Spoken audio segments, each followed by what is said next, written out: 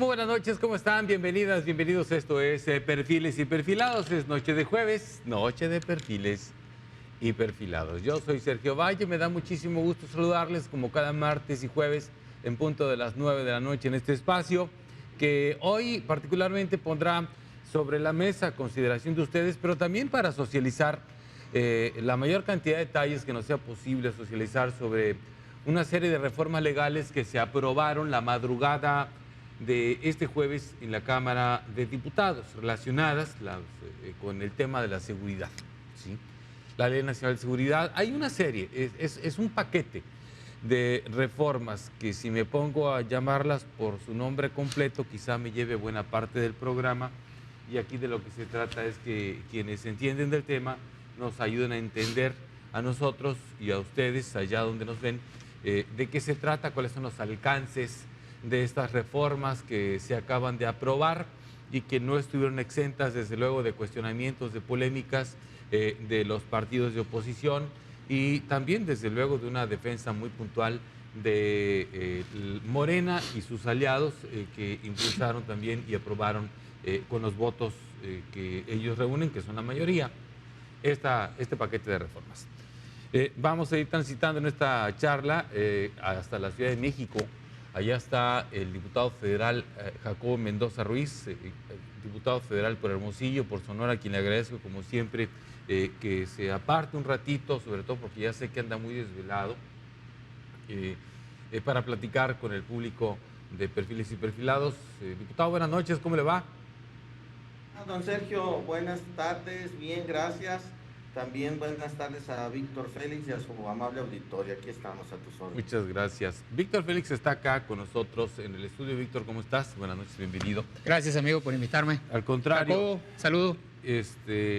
Víctor es analista en políticas públicas, lo he invitado en varias ocasiones y lo voy a seguir invitando mientras se deje, porque además es académico, es catedrático, es investigador.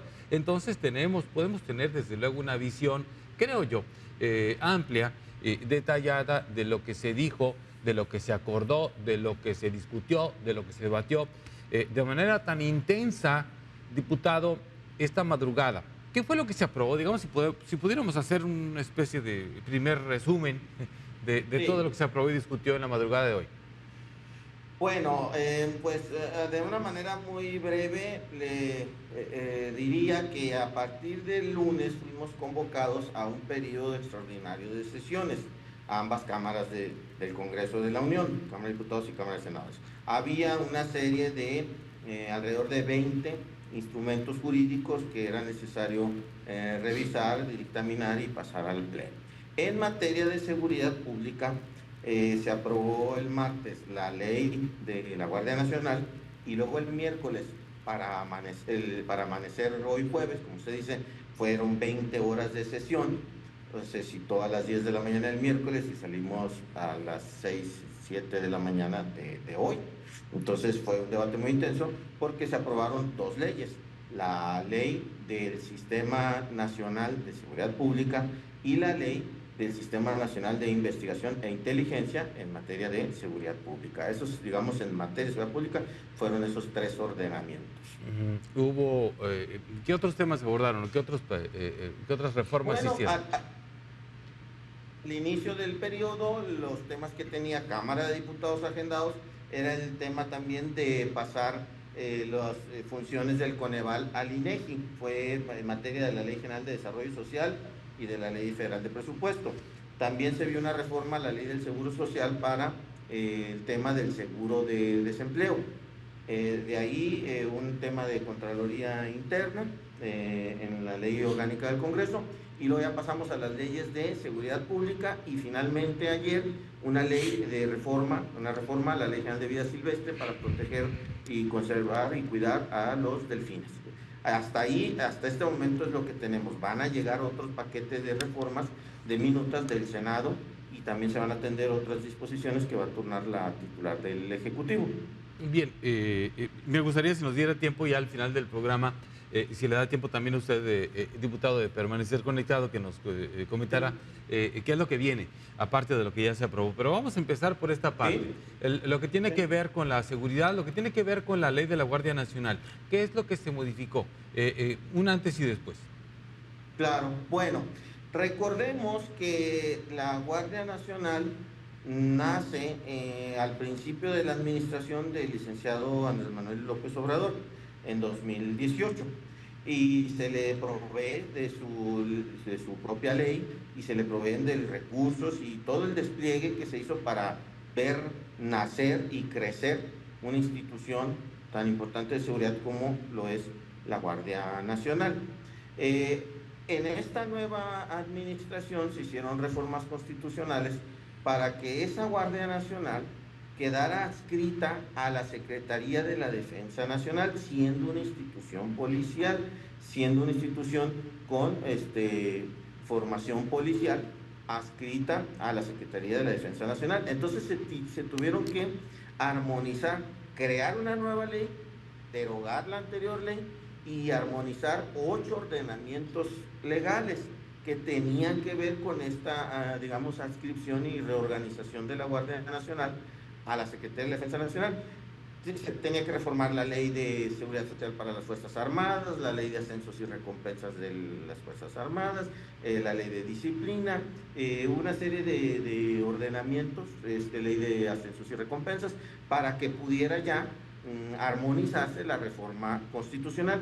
Eso ya quedó, hay una nueva ley de la Guardia Nacional y ese instrumento pues cumple con la reforma constitucional que hicimos el año pasado. Bien, ¿y quién, digamos, va a coordinar o quién va a bajar quién va a dar órdenes, pues, quién va a mandar en la Guardia Nacional? Bueno, la Guardia Nacional va a tener su propia comandancia general y van a ser grados similares y homologados a los del Ejército, pero de Guardia Nacional, es decir, desde general de división, desde general de brigada, general brigadier, coronel, teniente coronel, mayor, capitán, sargento, teniente y hasta soldado, pero de Guardia Nacional. Ahora, la Secretaría de Defensa Nacional tiene ya adscrita a su estructura orgánica la Guardia Nacional, pero la Guardia Nacional tiene su propia, digamos, ley y tiene su propia organización interna, pero dada la capacidad que tiene el Ejército, nosotros consideramos pues que debía de apoyarse en las Fuerzas Armadas, en particular en la Secretaría de Defensa Nacional.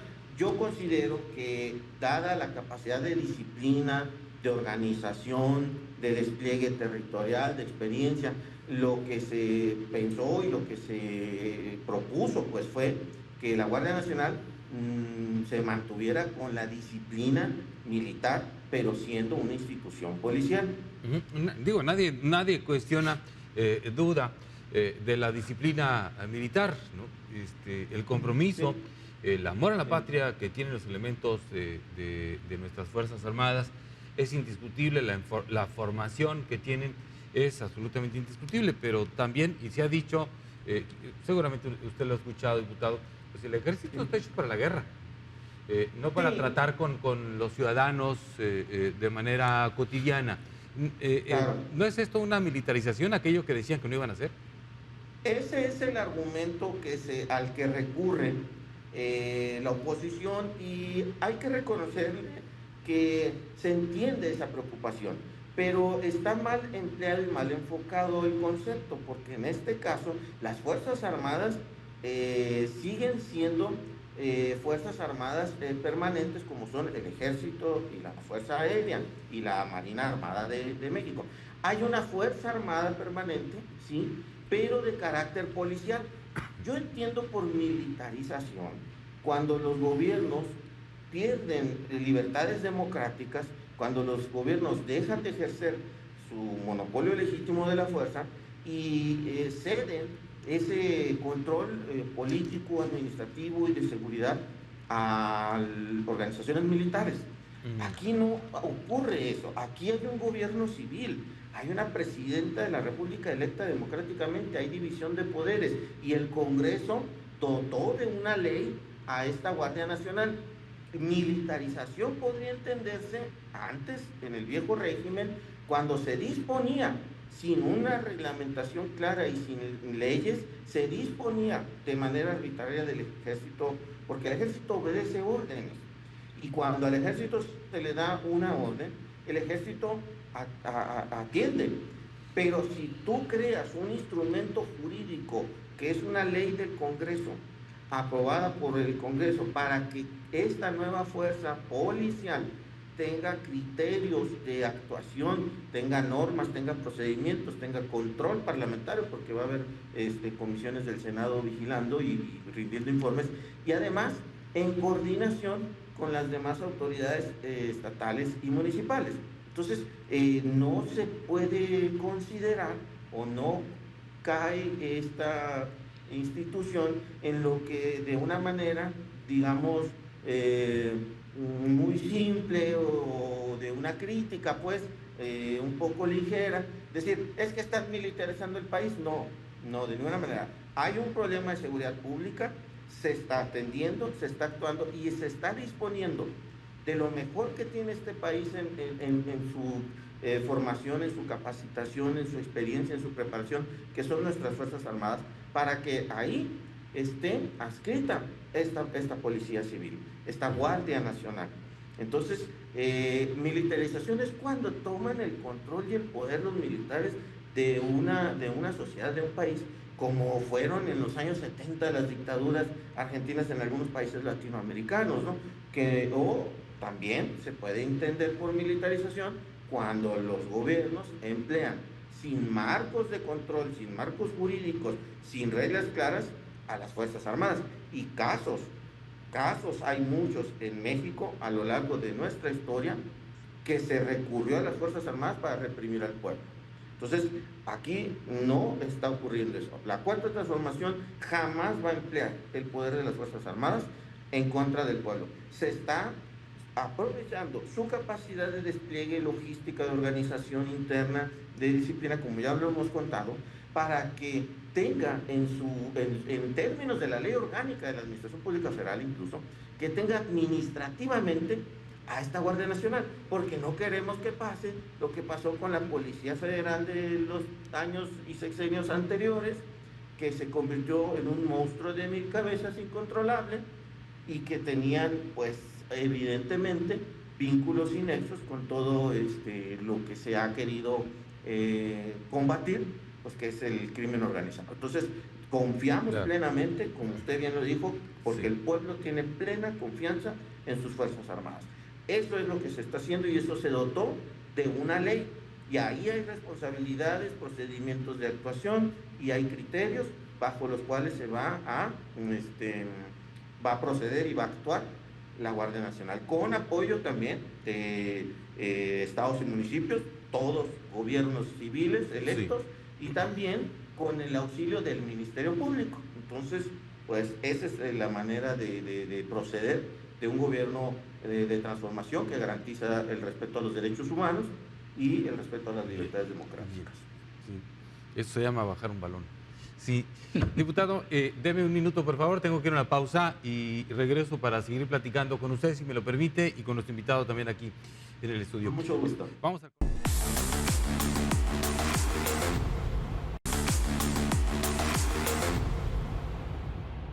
Seguimos platicando, es el diputado federal Jacobo Mendoza, desde la Ciudad de México, conectado vía Zoom. Aquí en el estudio está Víctor Félix. Nada más voy a hacer un pequeño resumen, diputado. Si no me apego a lo que usted me contestó en este resumen, por favor, corríjame.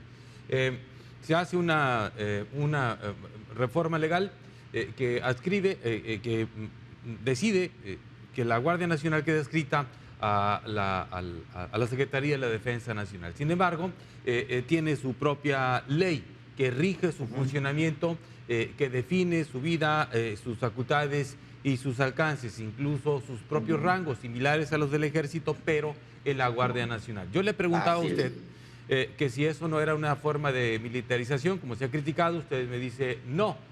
Militarización era antes, cuando el Ejército se sacaba a las calles sin marco legal alguno. Hoy existe un marco legal que va a permitir definir exactamente cuáles son las funciones de la Guardia Nacional e incluso del Sí. Ejército en las calles.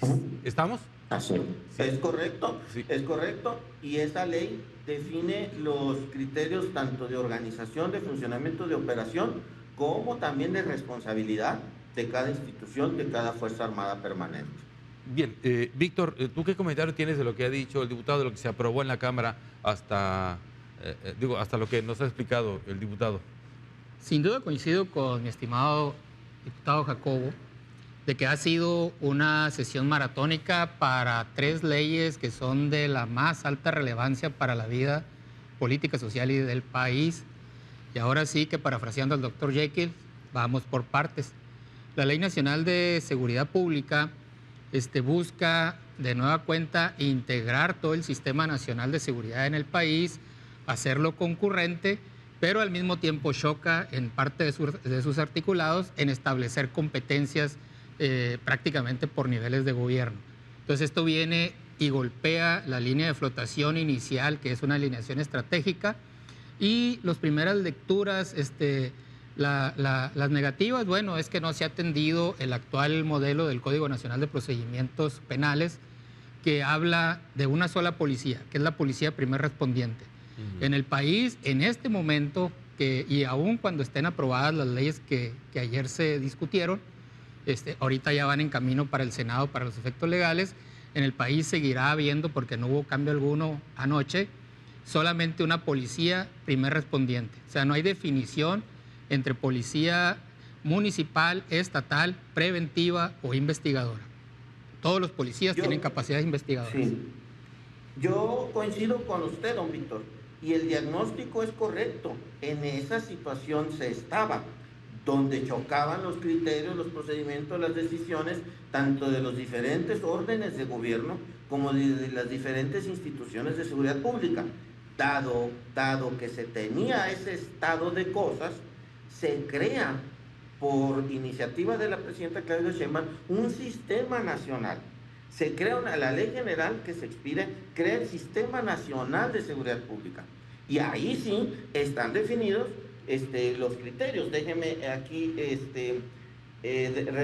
decirle el resumen. Mira, regula la integración, organización y funcionamiento del Sistema Nacional de Seguridad Pública, así como la distribución de competencias, lo que usted decía, la coordinación y cooperación entre las instituciones de los 3 órdenes de gobierno. Entonces, es una respuesta válida a través de una nueva ley.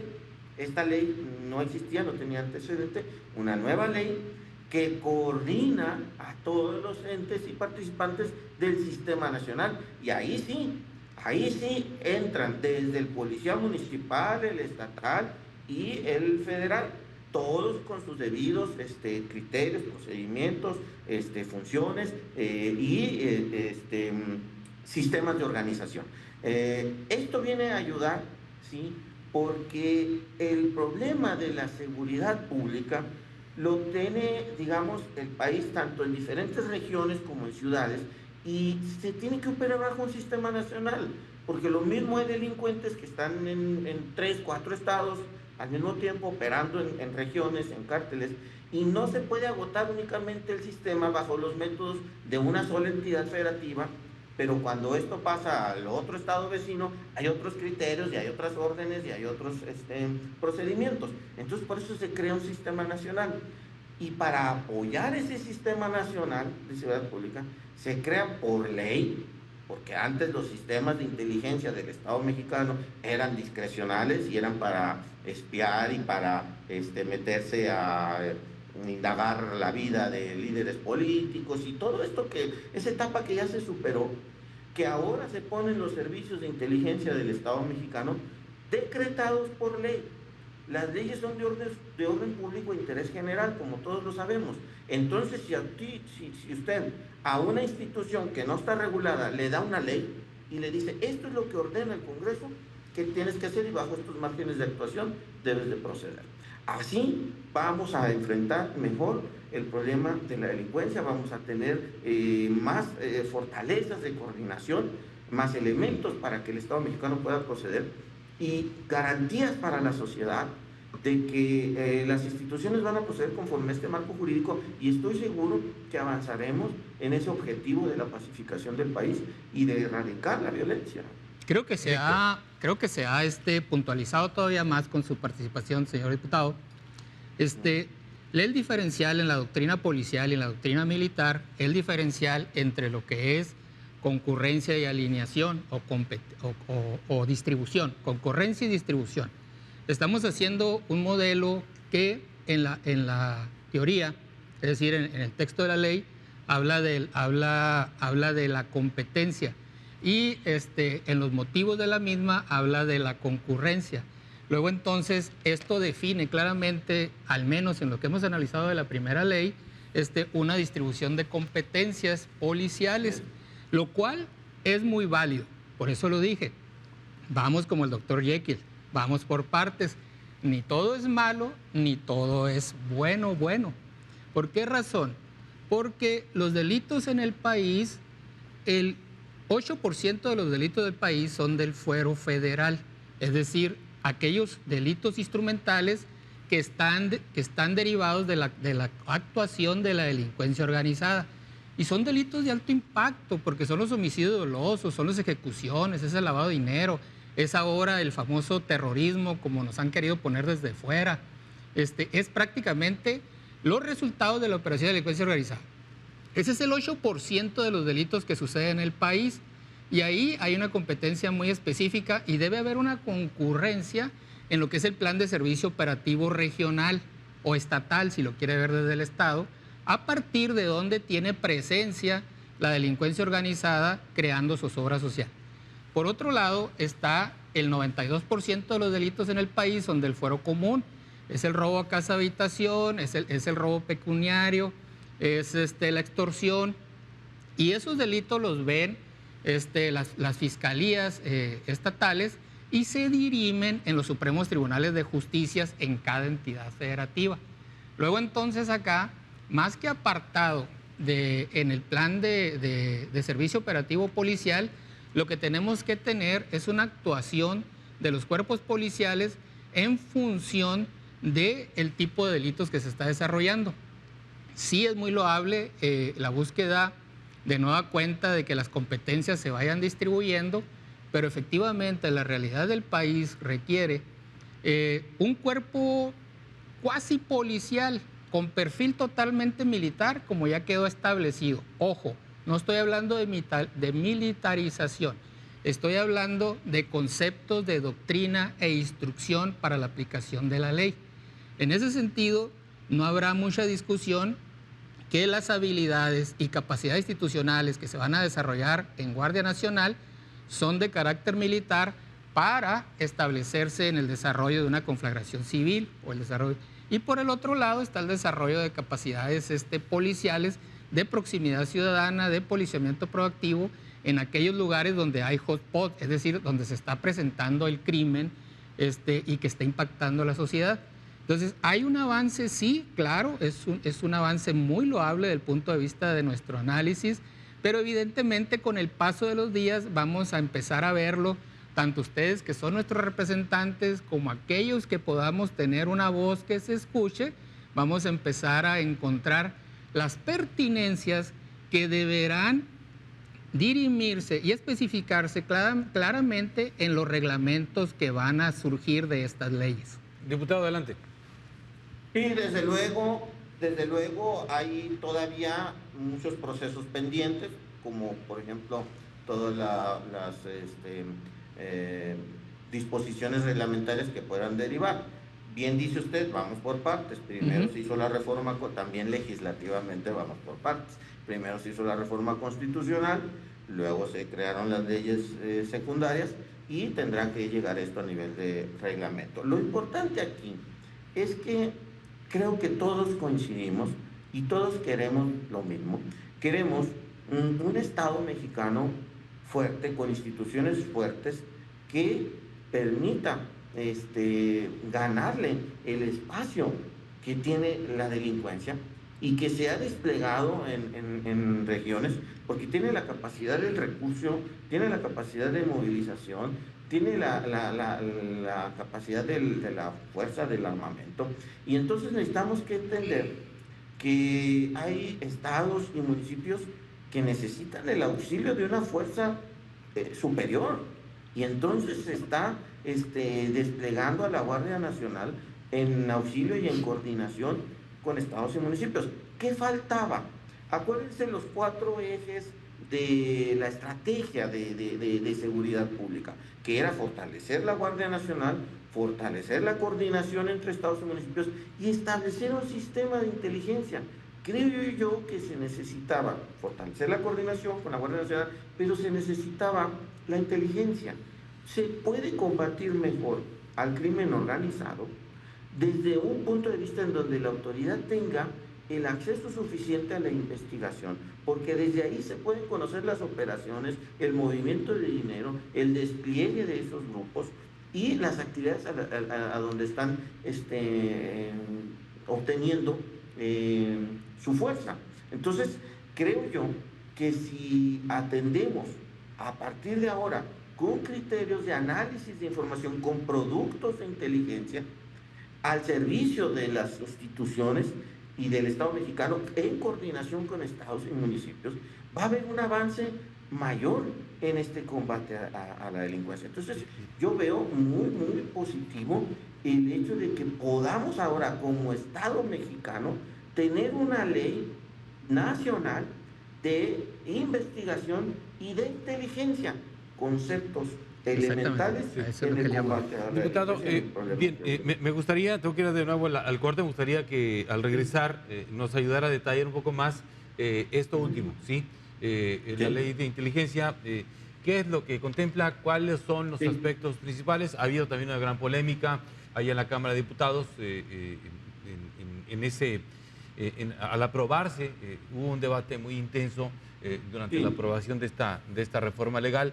Me gustaría que abundáramos un poco sobre eso después del corte. Deme un minuto. ¿Cómo no? Ya regresamos.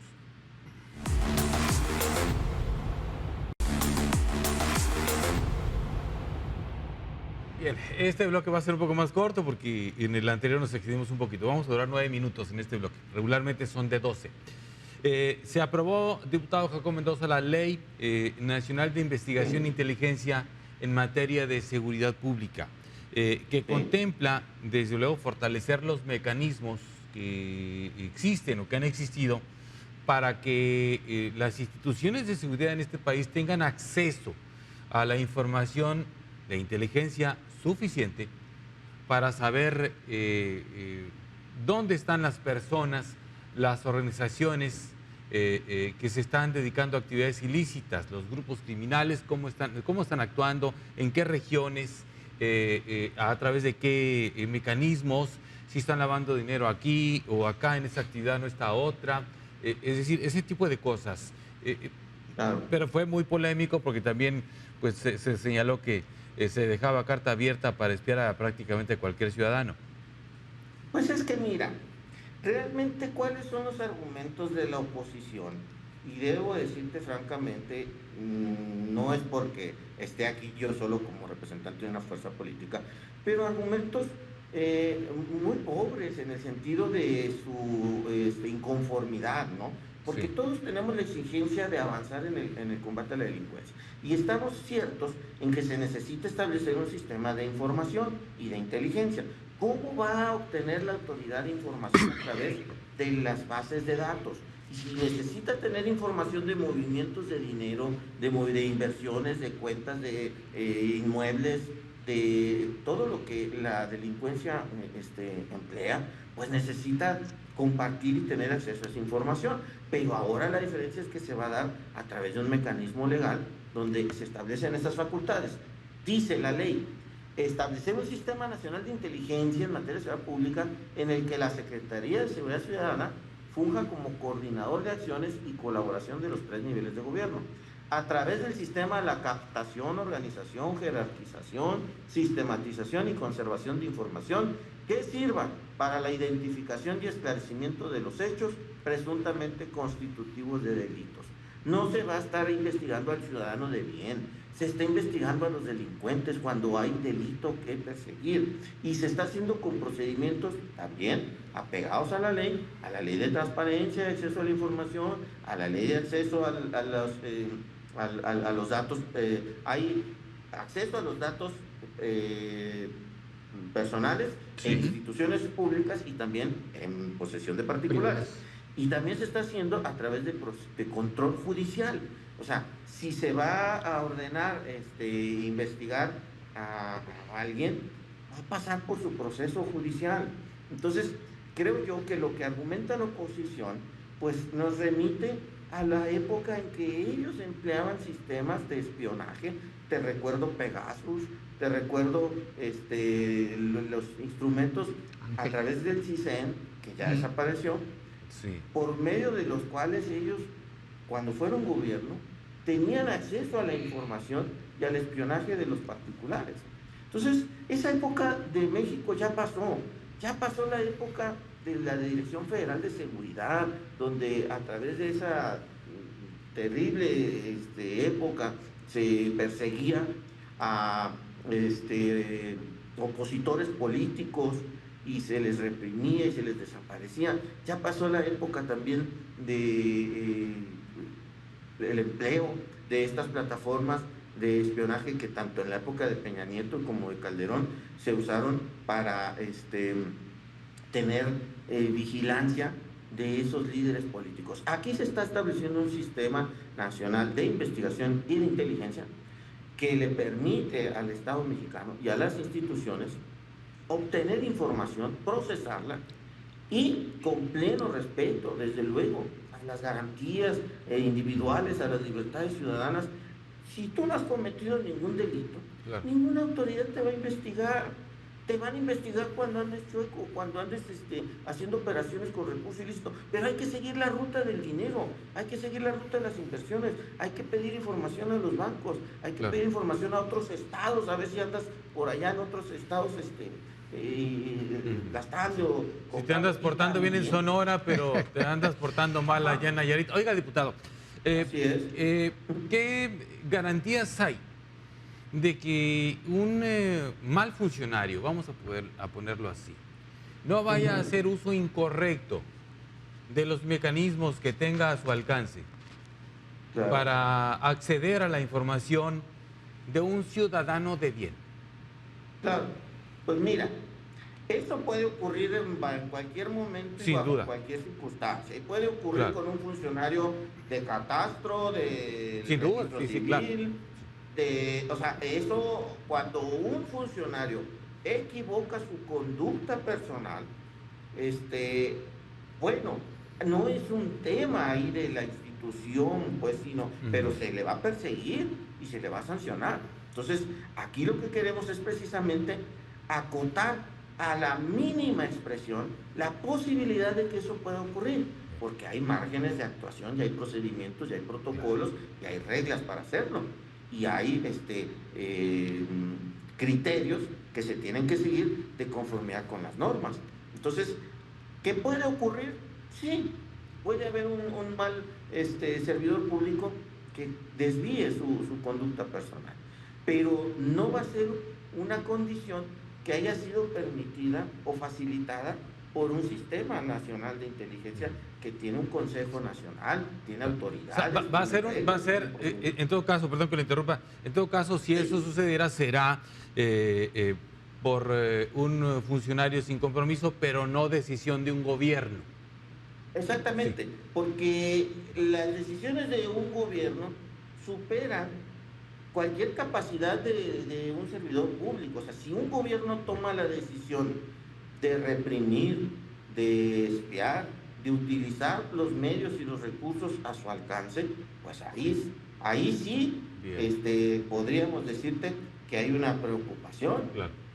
Cuando se compraron sistemas israelíes y se compraron sistemas de investigación y ponían ahí a detalle las actividades privadas de un líder político, de un opositor, de un servidor público, ahí sí hay espionaje.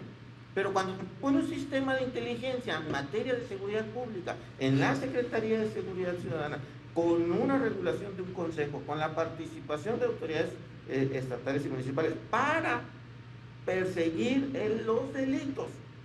Entonces no estamos hablando de un sistema diseñado para espiar ciudadanos, como lo ha señalado la oposición, porque Exacto. ellos sí lo hicieron. Se quedaron mal acostumbrados, se quedaron con esas ideas. Víctor, pues me queda un minuto del bloque. Empieza tu idea y la aterrizas después del corte. La empiezo y la aterrizo. Básicamente, lo que es la ley de investigación e inteligencia tiene dos arietes positivos. Una, crea el Consejo Nacional de Inteligencia, con lo cual desaparece lo que existía, que era el sistema de inteligencia fusión, donde se combinaba la inteligencia civil y la inteligencia militar. Entonces, ¿cuál es el otro gran bagaje de esto? Que este Consejo Nacional de Inteligencia queda bajo la dirección de la Secretaría de Seguridad y Protección Ciudadana, es decir, un órgano civil, y dirige las acciones el Centro Nacional de Investigación. Luego, ahí tenemos ya un gran avance. El otro es el que hablaba ahorita de una manera contextual el señor diputado. Básicamente, las instituciones de gobierno, y viene esta ley, con lo cual termino mi alocución, es un proceso de certificación y acreditación, porque la institución, específicamente el Consejo Nacional de Inteligencia, ahora ya tiene dotados elementos jurídicos para formalizar la acreditación y certificación de los servidores públicos que trabajen en él, y ese sistema es el responsable preventivamente de estar atento a la conducta de sus integrantes y actuante operacionalmente si sus integrantes se apartan de la ley. No es una cuestión de amor a la patria, no es una cuestión de que vamos a confiar en los ciudadanos, sino son modelos. El sistema de gobierno se rige por capacidades institucionales, métodos y procedimientos. Y eso yo lo pongo como un punto, una flechita a favor de los ciudadanos, que se establece sí claramente en 2 artículos de esta ley. Bien, déjenme ir al corte y regresamos ya para terminar con esta charla. Nos queda ya el último bloque de cierre. Ya regresamos. Muy bien.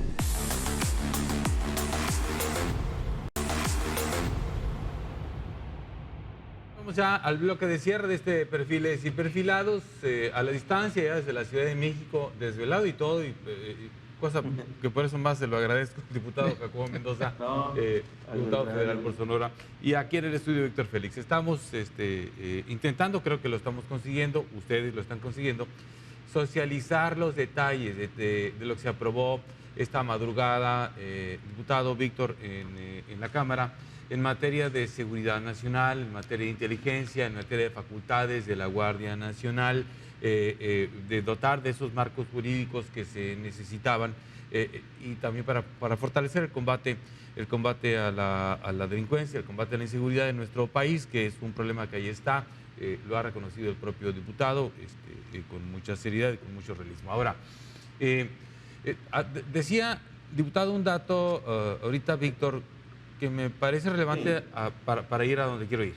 El 8% de los delitos son del fuero federal. ¿Es correcto? Sí, contra el 92% de los delitos son del fuero común. Regularmente los primeros respondientes en cualquier delito que se cometa, incluso delitos del fuero federal, son las policías locales. Por número, por presencia, ¿no?, en las ciudades, en las calles, bulevares, colonias y demás. Sin embargo, pues hay un debate ahí sobre qué tanto se han fortalecido o debilitado las policías locales en términos de presupuesto, en términos de preparación, en términos de armamento, en términos de equipamiento, pues por decirlo, frente a una situación que estamos viviendo en el país, que no niego que se combate. Veo los reportes que hace el secretario de Seguridad y Protección Ciudadana, y creo que hay logros ahí, sin llegar a hacer fiesta, pero creo que hay logros. Sin embargo, pues las policías locales son las que responden, diputado Víctor, tú también lo sabes, las primeras que llegan. Desde luego. ¿Sí? Desde luego.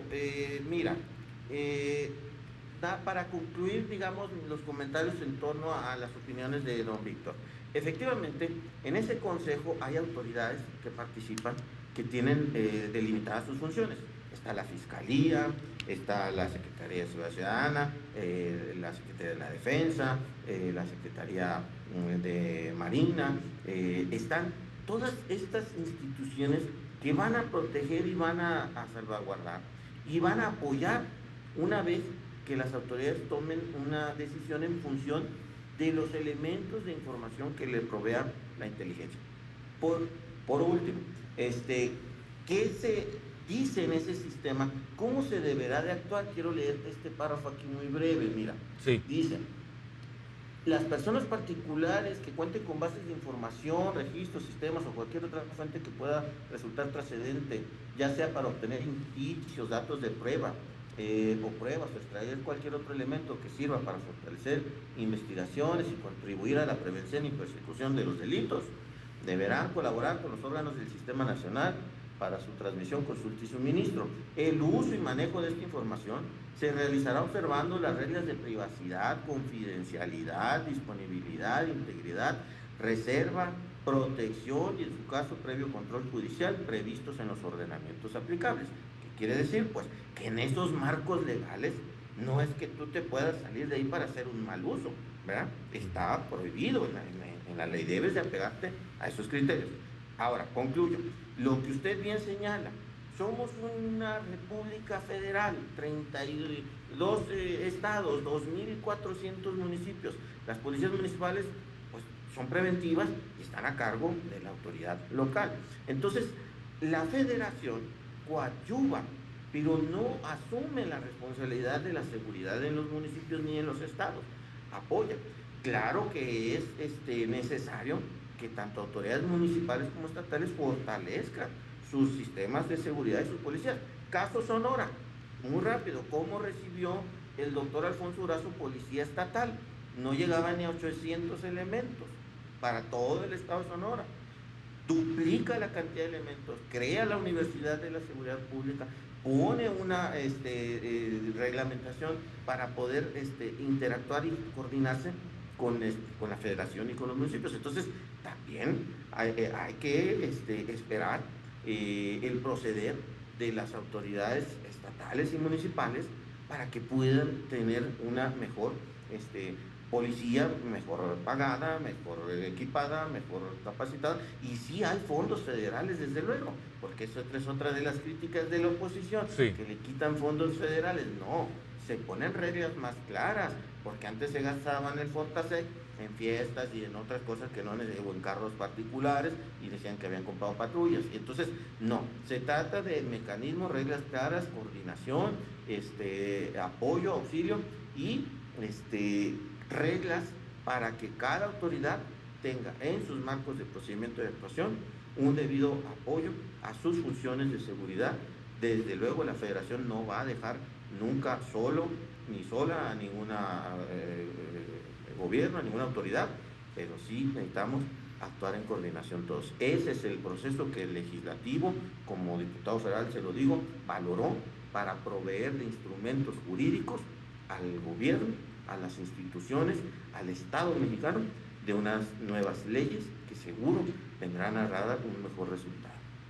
Víctor, ¿algún comentario sobre eso? Efectivamente, la circunstancia relacionada con los fondos de participación federal a policías estatales y municipales es algo que todavía se mantiene, para no utilizar términos legislativos, en reserva en cuanto en el análisis que estamos haciendo de las leyes que están siendo aprobadas, pero sin duda hasta este momento lo aprobado en la Ley General de Seguridad Pública sí habla del fortalecimiento de policías estatales y municipales, mas sin embargo hasta este momento no establece fondos específicos o porcentaje de los fondos que deban ser distribuidos o participados a las entidades federativas.